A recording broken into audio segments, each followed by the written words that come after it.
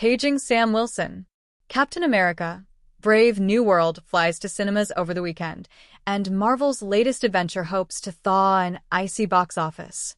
Captain America: Brave New World, in which Anthony Mackie's Avenger takes over the Star-Spangled Shield from Chris Evans' Steve Rogers, is targeting $80 million to $85 million over the traditional weekend and $90 million to $95 million through the President's Day holiday.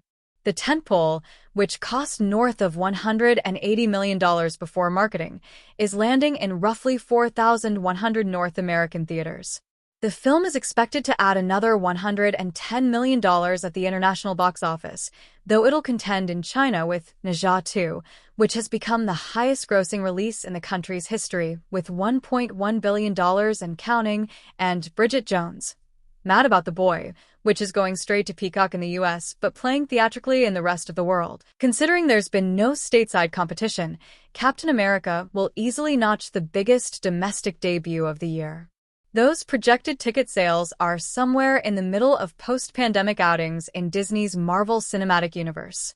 They are above 2021's Eternals, $71 million to start, Shang-Chi and the Legend of the Ten Rings, $75 million to start, and 2023's The Marvels, $46 million to start, which were commercial disappointments by MCU standards, but below the franchise's recent bright spots like 2022's Thor: Love and Thunder. $144 million to start. Doctor Strange in the Multiverse of Madness, $187 million to start, and Black Panther: Wakanda Forever, $181 million to start, and 2023's Guardians of the Galaxy Volume 3-inch, $118 million to start.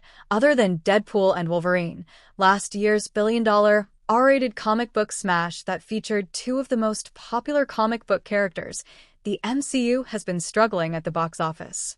The third Guardians entry triumphed with $845 million globally, but fellow 2023 releases, Ant-Man and the Wasp, Quantumania, and The Marvels, were embarrassing misfires and the rare installments to lose money across the sprawling 35-film franchise. Superhero films, once a sure thing in theaters, have been in a slump.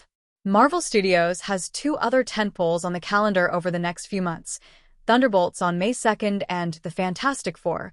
First steps on July 25 to Captain America: Brave New World picks up after the events of the Disney Plus series The Falcon and the Winter Soldier and Avengers: Endgame, which ended with Steve Rogers going back in time and foregoing his superhero duties in favor of aging gracefully with the love of his life. A while after Sam Wilson picks up the mantle, he finds himself at the center of an international catastrophe after Thaddeus "Thunderbolt" Ross Harrison Ford is elected as President of the United States. Julius Onah, The Cloverfield Paradox, directed the film. Cap isn't the only newcomer to movie theater marquees.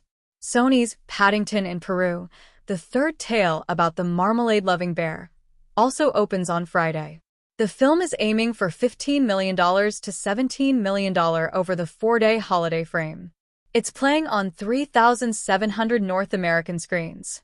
Paddington 3 already opened at the international box office, where the film has grossed $103 million to date. The first two films in the Paddington series, based on the children's series by British author Michael Bond, have been bigger commercial successes abroad, and the third installment looks to continue that trend. Paul King, who led the first two films, passed directing duties to Dougal Wilson in his feature filmmaking debut. The story, which we hope it's no spoiler to say, brings Paddington, voiced by Ben Whishaw, to Peru. He goes to visit his beloved Aunt Lucy, voiced by Imelda Staunton, who now resides in the home for retired bears.